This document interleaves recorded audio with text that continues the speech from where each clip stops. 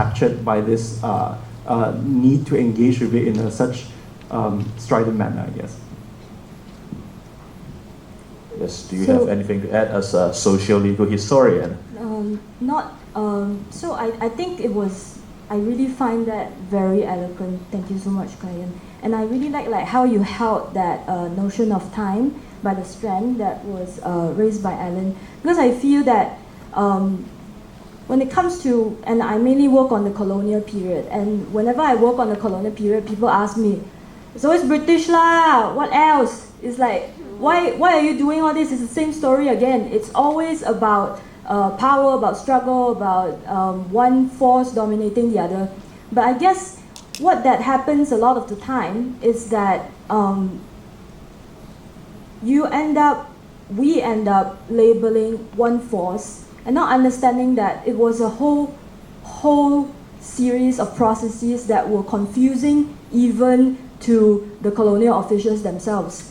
So I think the notion of distance and the notion of time here is very important to take account of, because a long time ago, especially I think like around 20-30 years ago, we wouldn't actually problematize the sort of histories that we write when we say we shouldn't take account of Malay legal digest, Undang-Undang Malacca, for example, as a proper sort of law, because it is inconsistent, because it is irregular, because there is no such thing as a plausible legal principle that is consistent throughout the text.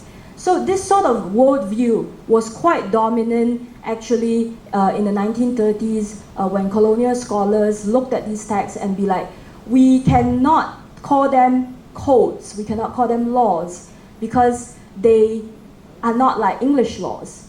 So at that time, when you come into direct contact with another community and you try to make sense of them, there is no, and I'm saying this not to say that it wasn't their fault, but what I'm saying is also the natural process of cultural contact necessitates some sort of making sense of the other. And I think it is only recently that we realize that these views, although inscribed in text and circulating within a lot of, and forming the foundation of our historiographies, is really problematic, and it has its own biases.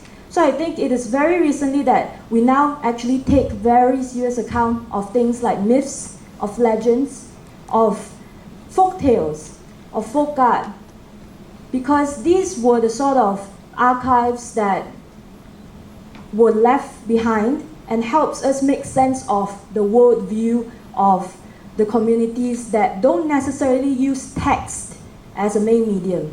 A lot of the records we have nowadays in archives, they were mainly left by British colonial administrators. And so I guess it is first to say that what you see and what you encounter on a daily basis is not necessarily just fact. It's mediated, and there are necessarily silences and gaps in the archive. So the silence is not a reason to say that, oh, it didn't happen, but to ask, why wasn't it recorded? Were there other ways of making sense of the world? Were there other ways that went past text?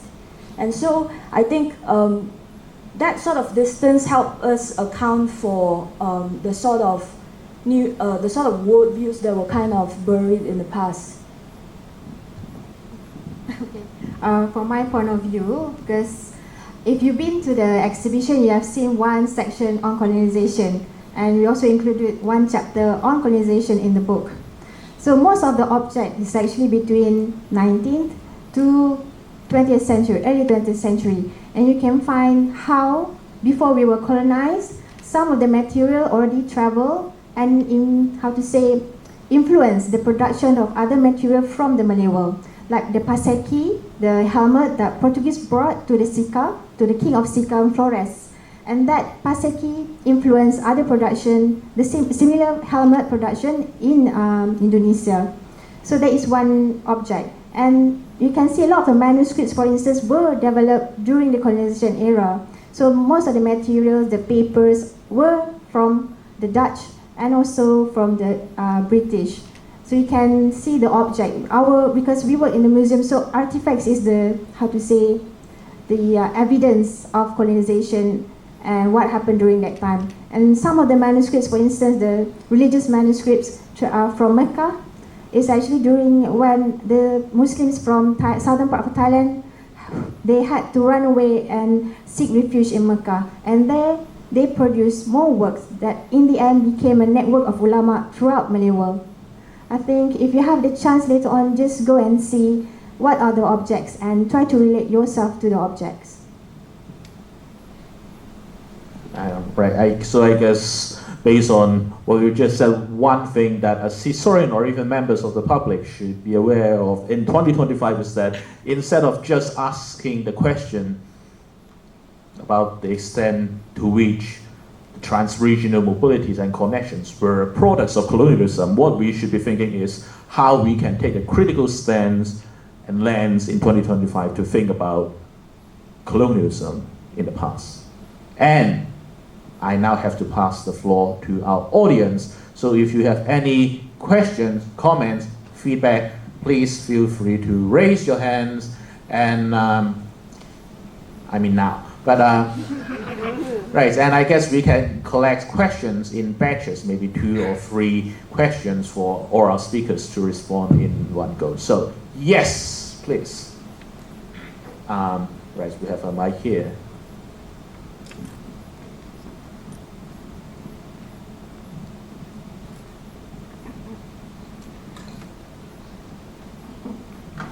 Hi, thank you so much for this wonderful, insightful presentations from all of you. So my question is around how do all of you deal with your sources? Especially because you guys have mentioned about how within the Indian Ocean, a lot of the sources are not written, they're in forms of myths and legends and even artworks. So I wonder, how do you treat different texts differently? Particularly on one hand, you have official colonial text whereby meaning is relatively more direct for you to sort of decode. And on the other hand, there is artwork, myths, legends, whereby meanings are a little bit more fluid. So I wonder, how do you approach this text differently? And how do you deal with when you deal with text whereby meanings are more fluid, how do you know whether you're getting it right? Whether you're doubting yourself with your sort of interpretation of the different kinds of texts. Yeah. Right, thanks so much. Do you have another question for now? Yes, please.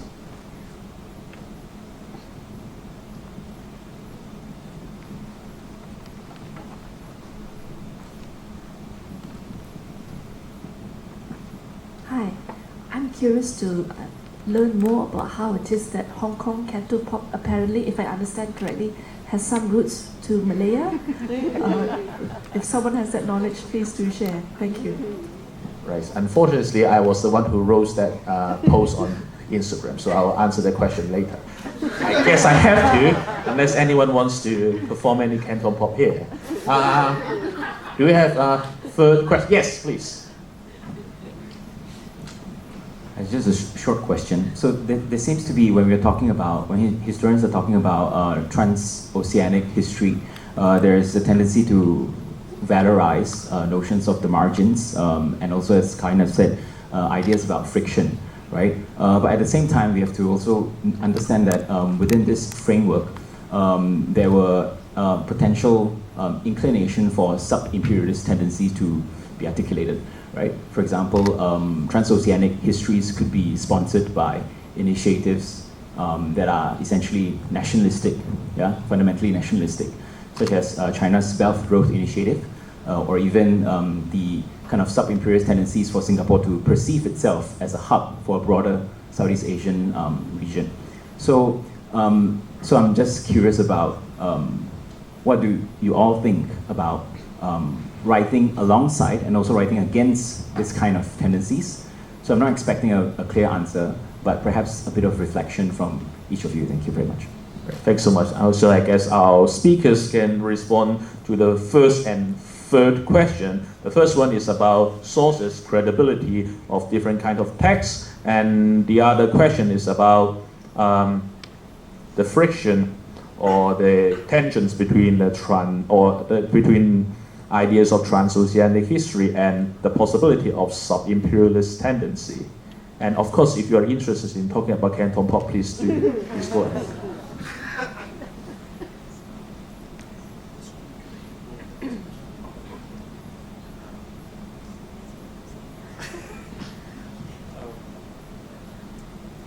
Are we dealing with all three questions at once or one? Yeah. So feel free to respond to one, two, or all. Okay. Right. And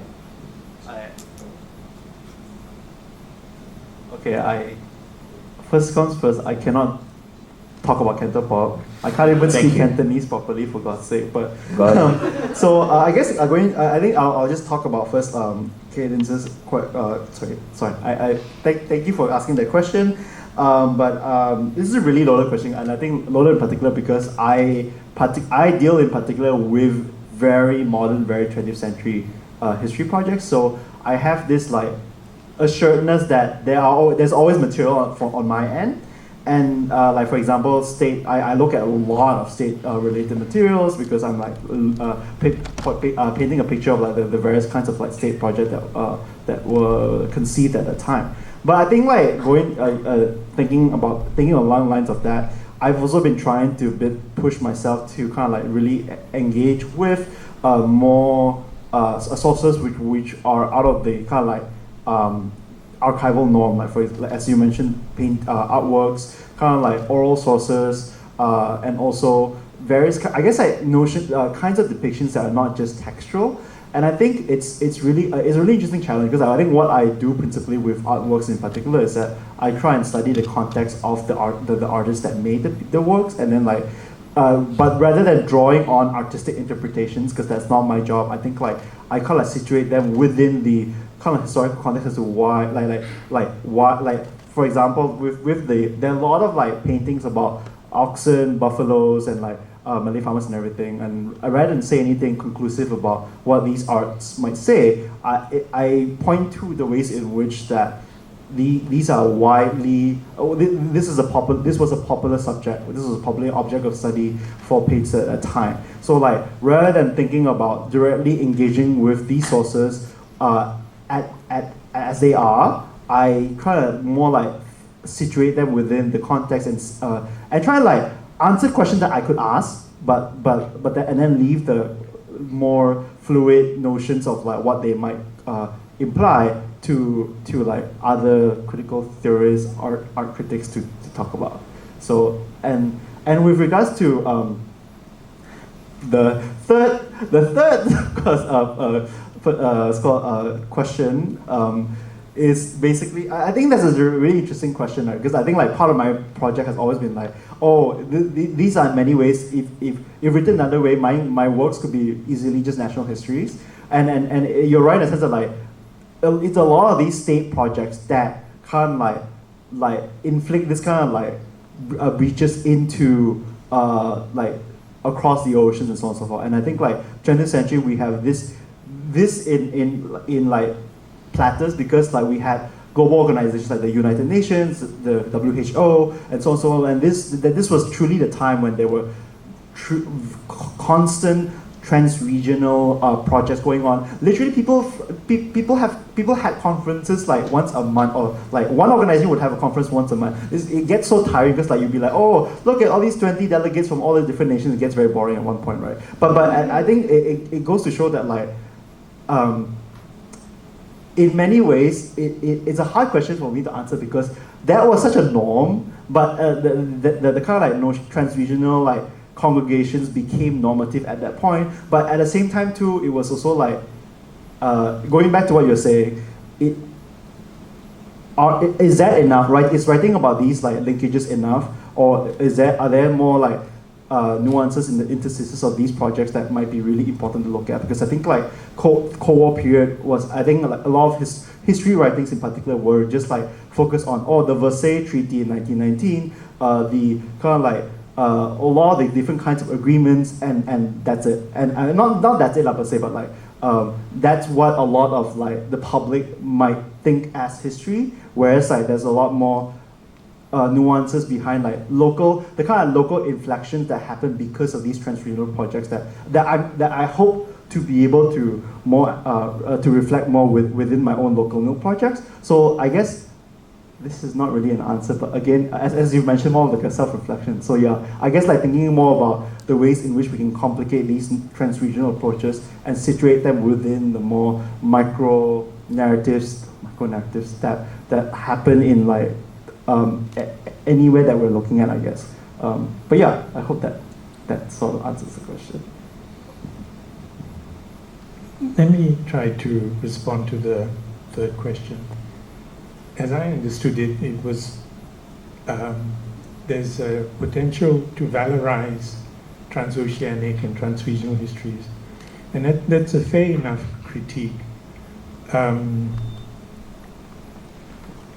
I think I'm engaged in it with an awareness of that, and that, for instance, we could have, I mean, a lot of my work looks at interconnections, outcomes, Creole histories, right? But we are equally aware that you could have forms of extremism, racialization, travel across boundaries, right? So I don't think you can do transoceanic or transregional work without thinking about, you use the term sub-imperial histories, but a whole range of a variety of different kinds of politics that can cross boundaries. So I don't think it's useful to be doing one without thinking about the other. But I want to make a case, though, especially in a kind of public forum like this, for the need to be not valorizing and romanticizing transoceanic connections, but really opening up the canvas, because the canvas has been narrowed, closed, made difficult to negotiate. So if I spend my lifetime just helping to open up the canvas, open up the thinking, then I would say I would make a tiny contribution to this, because we are working against decades and decades of, well, that's just national histories. Then we have the imperial histories before that. In some ways, it's also a response to the whole colonialism question. So,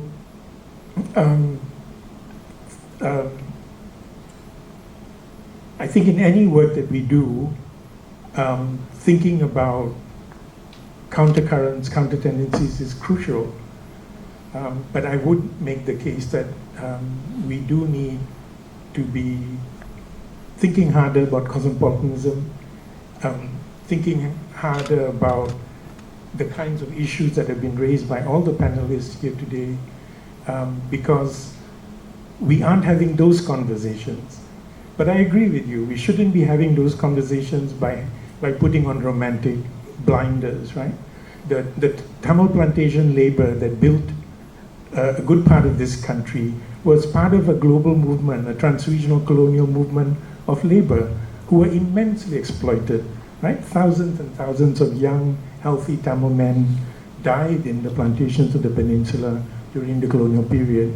So I don't think good history is about eliminating histories, such sub-imperial transoceanic histories of oppression. But I think I'm going to end with saying that there's also really a need to make a case for opening up the notion of Arabia, Asia, for instance, to make that familiar. And then, of course, begin to think about it critically as well.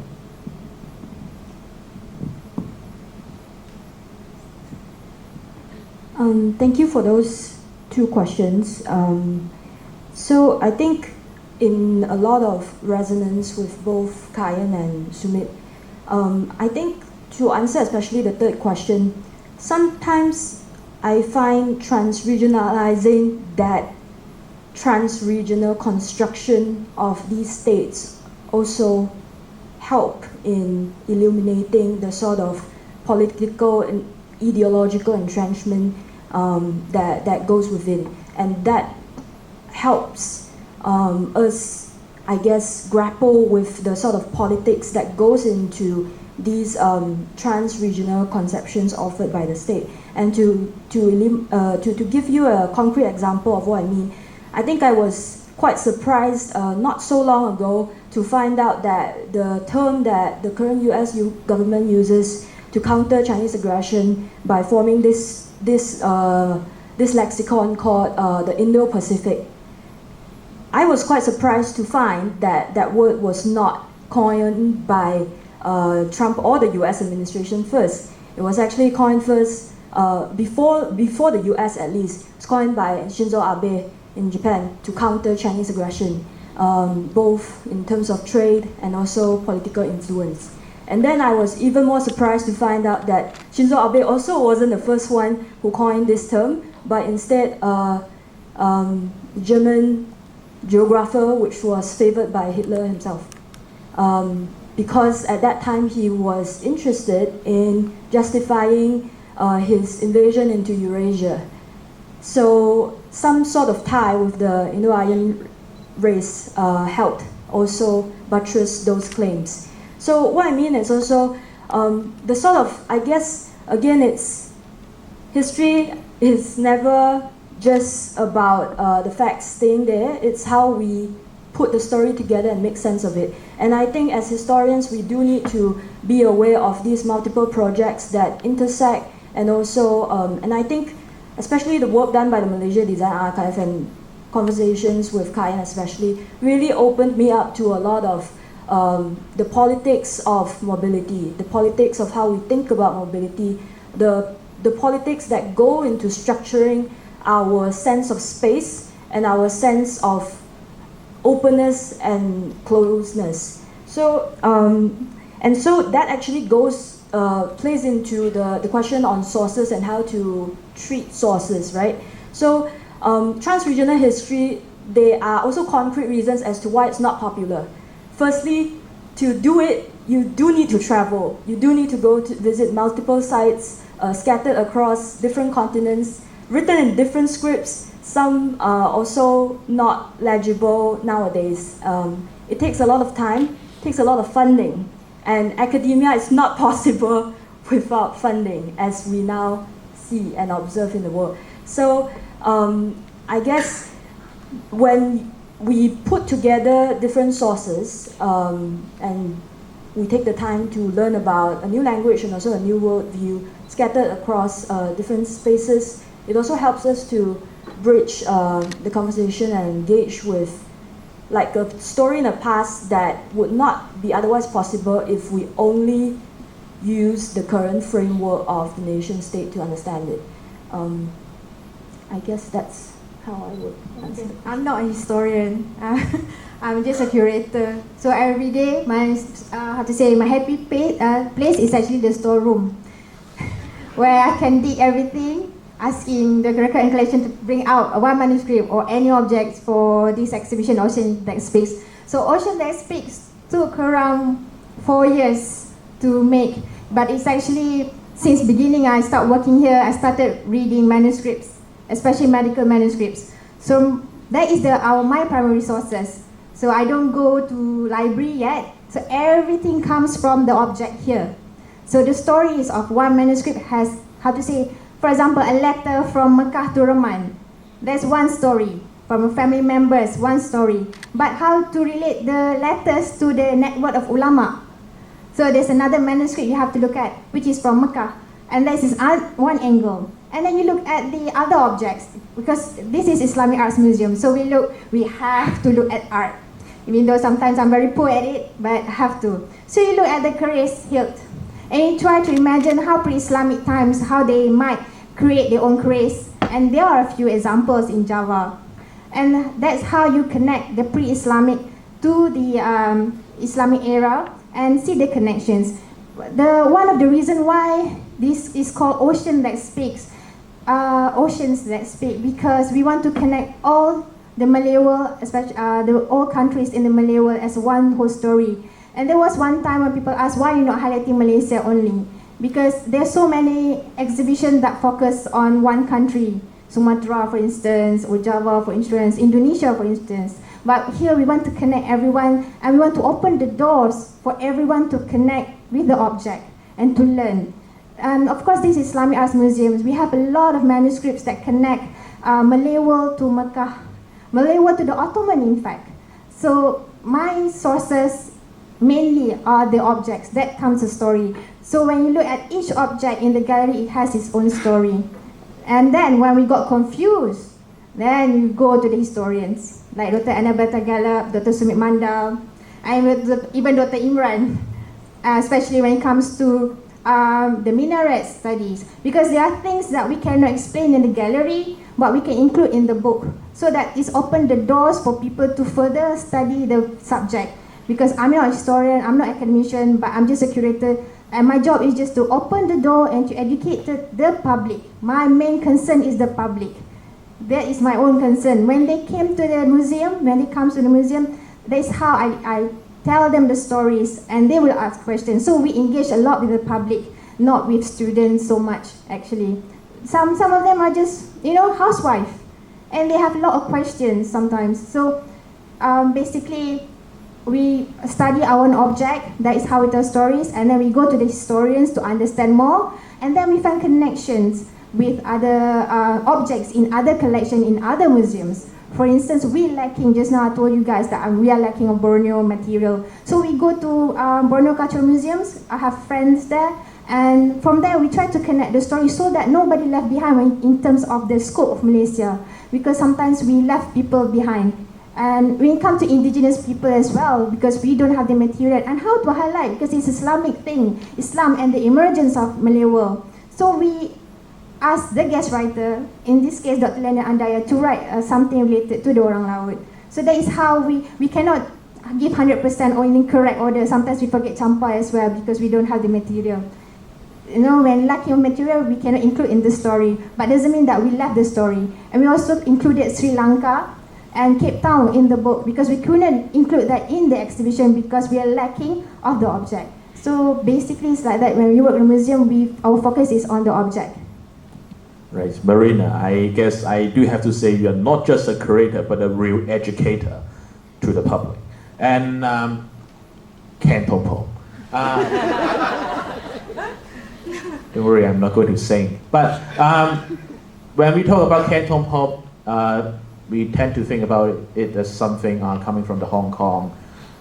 Something glorious is something apparently glorious coming from Hong Kong. So when we think about the start of the rise of Canton Pop, we may think about the 1970s, the 80s, the TVB theme songs for many different dramas coming from Hong Kong, or maybe the songs from Sam Hui, Leslie Cheung, and Nita Mui, and later the Four Kings. But if we look at the history of cultural or popular cultural exchanges in longer terms, we will see that Canton Pop or Cantonese popular music is definitely not an invention of the 1970s. In fact, it started much earlier, at least from the 1950s. In the 50s, when Hong Kong was producing many different Cantonese songs, albums, the main targets were not really the Hongkies, but the many different Chinese overseas markets in Southeast Asia, including or especially Malaya and Singapore. And in the 60s, this trend continued, and at that time back in Hong Kong, Cantonese pop was never the mainstream. But in 1969 and also the early 1970s, there was one Cantonese pop singer coming from Malaya performing in Hong Kong. His name is Dien whose face appeared on one of Loong's slides earlier. And after he performed on a TVB show in 1969, the news reports on the next day were all reporting his Cantonese songs, the performance of his Cantonese music on TVB. And in the years that followed, this Mr. Dien continued to come and perform in Hong Kong, and there are many different commentaries saying how this Dien brought the popularity of Cantonese pop back to Hong Kong. And let's say there are different newspapers. One example would be the Kong Sheng Daily, the Kong Sheng, Gong Sang Ribao, Gong Sheng Yabou, saying how this was actually the achievement and the contribution by Zhang Gamcheng, a Cantonese singer coming from Malaysia.